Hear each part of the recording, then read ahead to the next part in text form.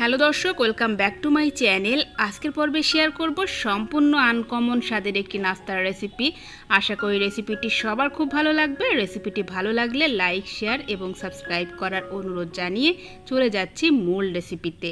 রেসিপিটি বানানোর জন্য আমি এখানে 2 পিস নিয়েছি ব্রেড। আপনারা আপনাদের প্রয়োজন অনুসারে ব্রেডের পরিমাণটা নিয়ে নেবেন।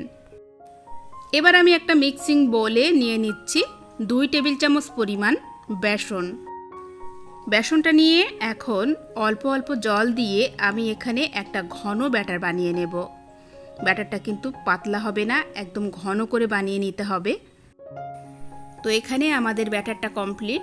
এখন এই ব্যাটারে আমি দিয়ে দেব একটা ডিম। এখানে বলে রাখি, ডিমটা চাইলে কিন্তু আপনারা স্কিপ করতে পারেন। শুধুমাত্র বেসনের ব্যাটার দিয়েই কিন্তু আপনারা এই রেসিপিটা বানাতে পারেন। তো এখানে আমি একটা ডিম দিয়ে দিলাম। দিয়ে এখন সব কিছু একসাথে খুব ভালো করে আবারও ফেটিয়ে নেব। এরপর আমি এখানে দিয়ে দিচ্ছি স্বাদ মতো লবণ, সামান্য একটু কাশ্মীরি লঙ্কা পাউডার দিয়ে দিলাম, আর সেই সাথে দিয়ে দিচ্ছি সামান্য একটু হলুদের গুঁড়ো। এবার দিয়ে দিচ্ছি অল্প একটু পেঁয়াজ কুচি, দিয়ে দিচ্ছি কাঁচা লঙ্কা কুচি। কাঁচা লঙ্কা পেঁয়াজটাকে একটু মিহি করে কুচিয়ে নেবেন। এবার সব কিছু একসাথে ভালো করে মিশিয়ে নিতে হবে। তো এখানে সব কিছু একসাথে খুব ভালো করে মিশিয়ে নিলাম। এবার আমি এখানে নিয়েছি একটা পেঁয়াজ কুচি, আর পেঁয়াজটাকে আমি কিভাবে কেটে নিয়েছি, আমি এখানে অর্ধেক করে ফালি করে তারপরে পাতলা পাতলা স্লাইস করে কেটে নিয়েছি।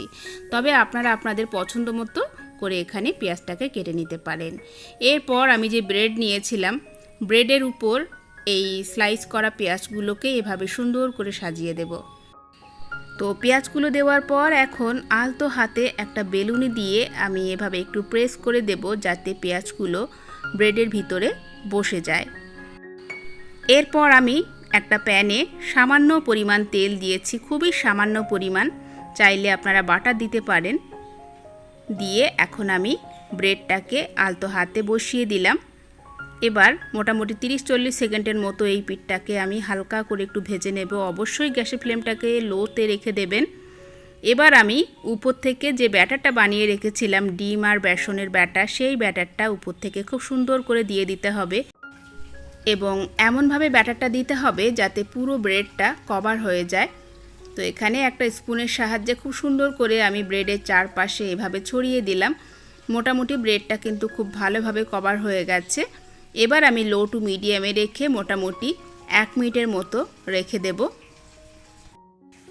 1 মিনিট জাল করে নেওয়ার পর উপরটা মোটামুটি ড্রাই হয়ে এসেছে। এই পর্যায়ে আলতো হাতে ব্রেডটাকে উল্টে দিতে হবে।